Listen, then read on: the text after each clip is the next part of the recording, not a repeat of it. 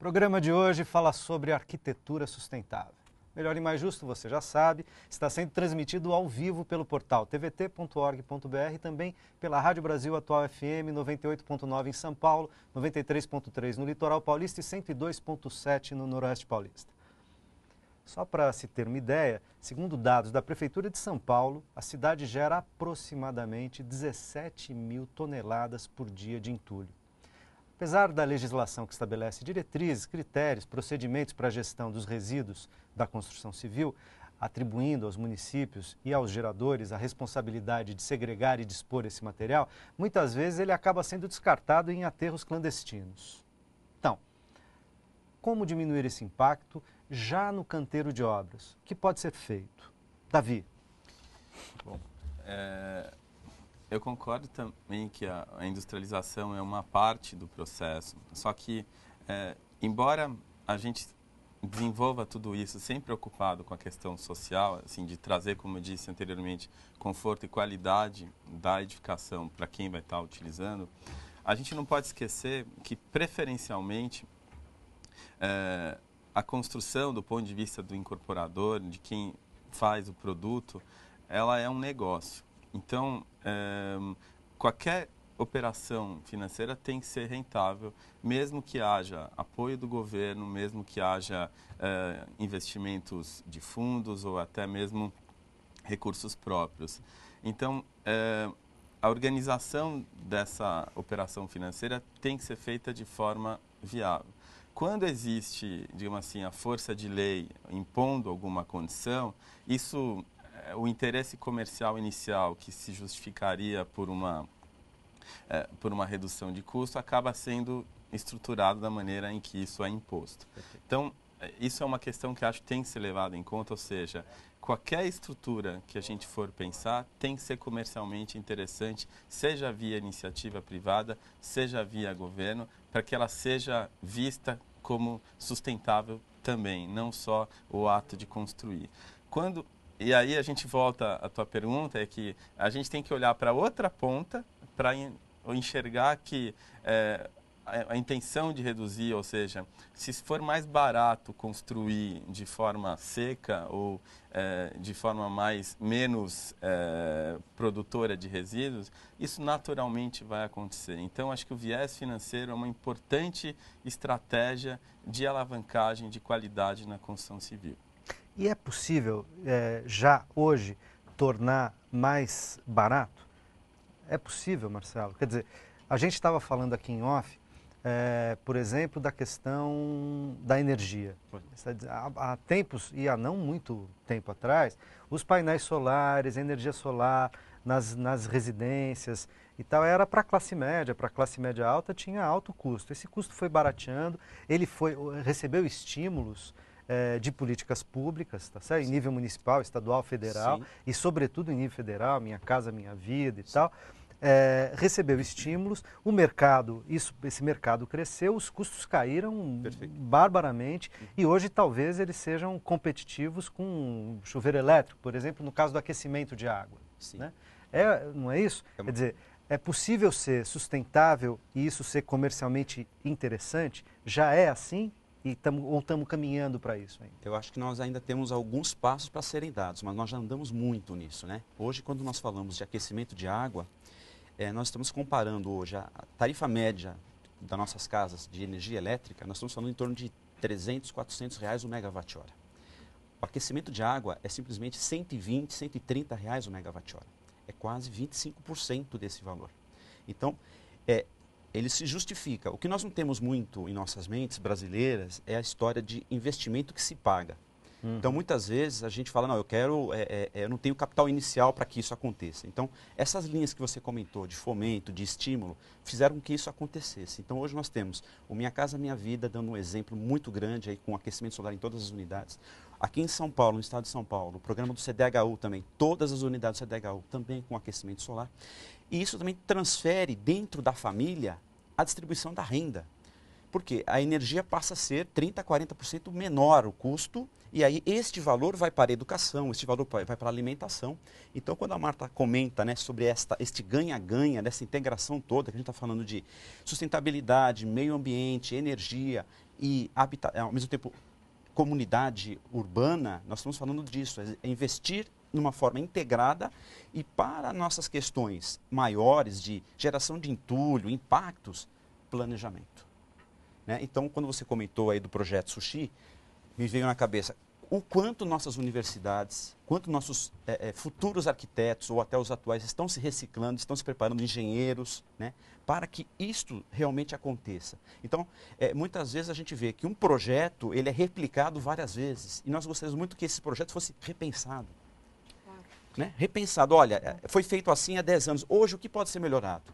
Olha, vamos fazer essa inserção aqui de reuso de água, vamos fazer essa inserção aqui de aquecimento solar, de outras coisas. Então, talvez as pessoas... De pensar na topografia, na geografia, no bom desenho, na boa arquitetura. Né? Mas se eu puder acrescentar alguma coisa sobre...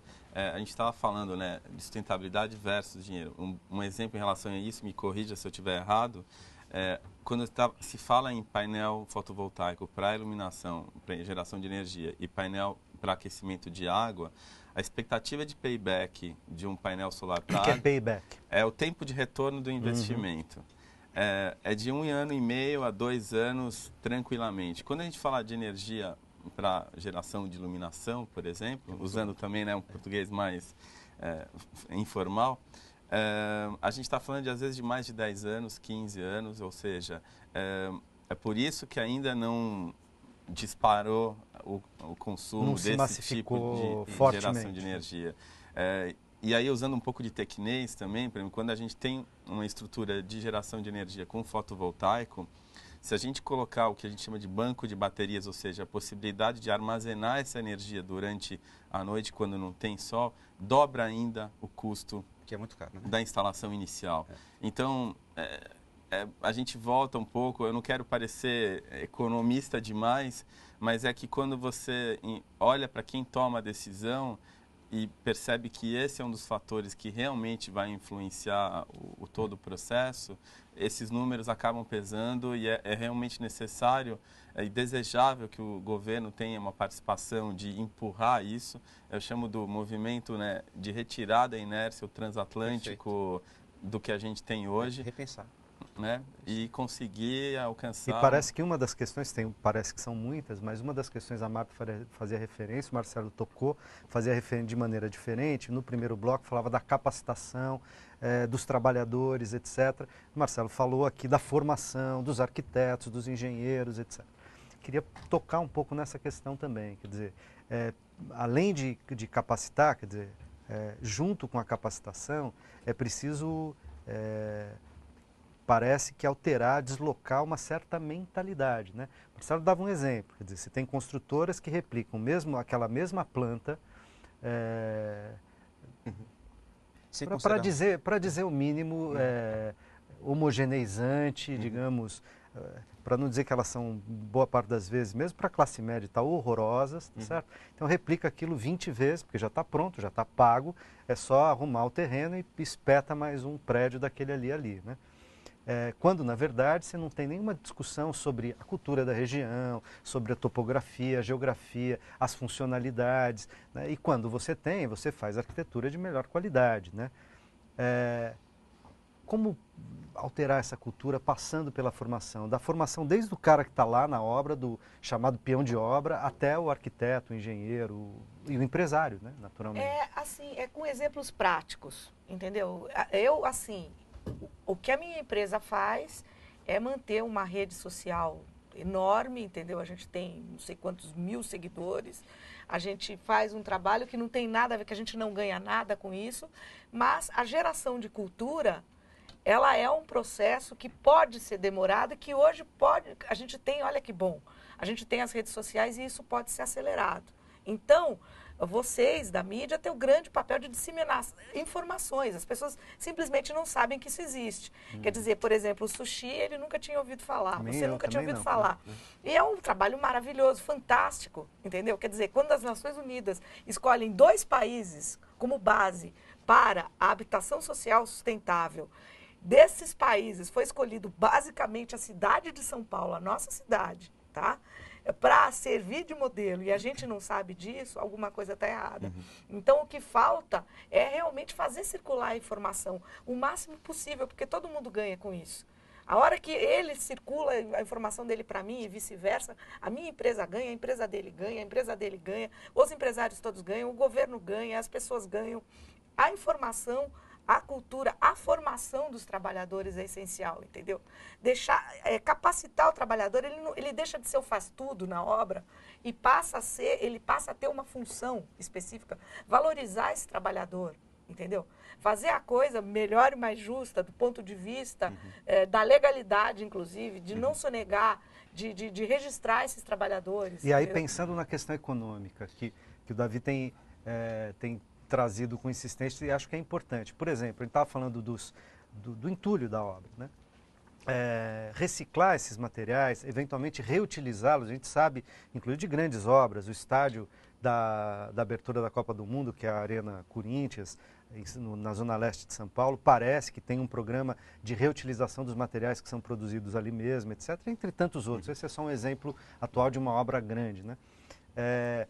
Mas, por exemplo, a capacitação dos trabalhadores, se elas tivessem estímulos econômicos, como, por exemplo, aprender a fazer isso, e se você ajudar a fazer uma parcela daquilo que for amealhado com isso em termos de ganho, volta para o trabalhador, uma espécie de participação nos lucros para a criação de alternativas, né, seriam interessantes ou não? Seria um caminho, mas só para exemplificar um pouco o que você acabou de colocar, a UTEC está dando consultoria para a certificação LEED do Estádio Castelão, em Fortaleza.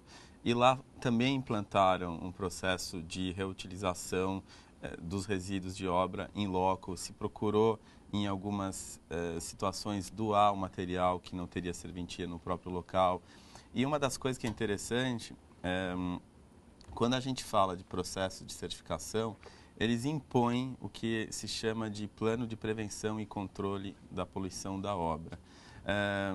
Que o nome é comprido, mas no geral você está preocupado com todas as medidas relacionadas à gestão da erosão e eventualmente das águas de chuva, que, voltando de novo ao português informal, quando a gente passa na frente de uma obra mal cuidada e vê toda aquela lama arrastada para a calçada, esse é o tipo de iniciativa que a gente espera não ver numa obra sustentável.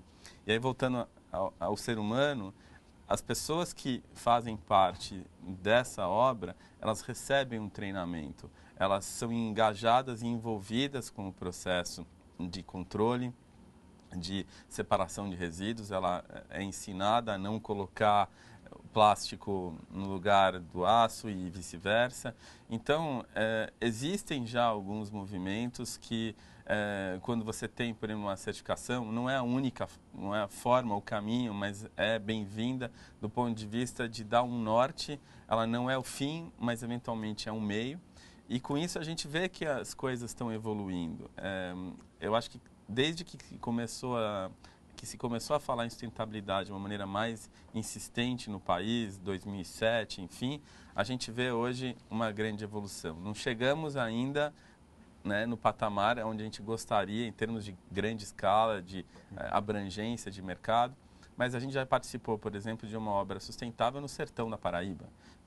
Espera lá. Então, a gente está conseguindo distribuir. Em todas elas, a gente está educando as pessoas, está fazendo com que elas participem, está explicando o porquê de estar fazendo isso. Então, a gente realmente vê uma evolução. Eu fico feliz e grato de participar desse processo e enxergar que existem várias formas de fazer. O incentivo direto é bem-vindo, mas aí a gente vai voltar para a questão da educação de base, de essência, que eu particularmente acredito que hoje seriam uma das principais ações a serem adotadas para a gente garantir possibilidade de mercado. Desafios estruturais do nosso país, né? Nesse setor e em todos os outros. Mas você está falando de uma coisa, Marta tinha tocado um negócio que eu queria retornar ainda nesse bloco, embora a gente tenha pouco tempo, que é o seguinte: a construção civil ainda é uma área que emprega muita gente, mas muitas vezes onde o emprego é precário. Exatamente. Né? E como qualificar, porque a qualificação desse emprego também é um jeito de avançar na direção de gerar construções e arquitetura sustentável. Então, um trabalhador mais bem qualificado é um trabalhador também que tem que ser formalizado, tá certo? Claro. E tem uma coisa Com certeza. que a Marta colocou, que a gente tem que levar em conta, se a gente aumenta o processo de industrialização, o perfil da pessoa que vai trabalhar na obra também tem que mudar. Também tem que E mudar. a gente tem que educar essas pessoas. Você vai ter que ter uma transferência dessa mão de obra para a indústria. Você tem um processo, essa pessoa deixa de ser um trabalhador de obra, você vai ter que transferir esse Com exército. muitos empregos provisórios, etc. Exatamente, ganha. você transfere essas pessoas para trabalhar na indústria. Entendeu? Então, eu acho que isso daí não tem jeito de não acontecer. Senão, nós não vamos conseguir, sabe? Porque é muito diferente. Você vê, muito diferente. Quantos estádios, mesmo com a Copa do Mundo, nós vamos construir 20, 14? Quantas 12, casas né? Na Copa do Mundo, populares, 12. quantas unidades populares nós precisamos construir? O desafio é muito maior, entendeu? Então, o desafio de urbanização das grandes cidades brasileiras é o grande desafio. O resto, a gente resolve, entendeu? De uma forma ou de outra, sabe? A gente consegue caminhar. Agora, isso sem um processo industrial agregado, eu acho difícil, sabe? Não é que eu acho difícil. A gente vai conseguir, mas a duras penas vai demorar muito mais e vai custar muito mais caro, sabe? Com certeza, porque você tem que levar em conta o tempo que você vai fazer, entendeu? Se você conseguir diminuir esse lapso, diminuir esse tempo, com certeza você vai ter. Eu preciso fazer mais um intervalinho e daqui a pouco a gente volta com o último bloco do Melhor e Mais Justo de hoje.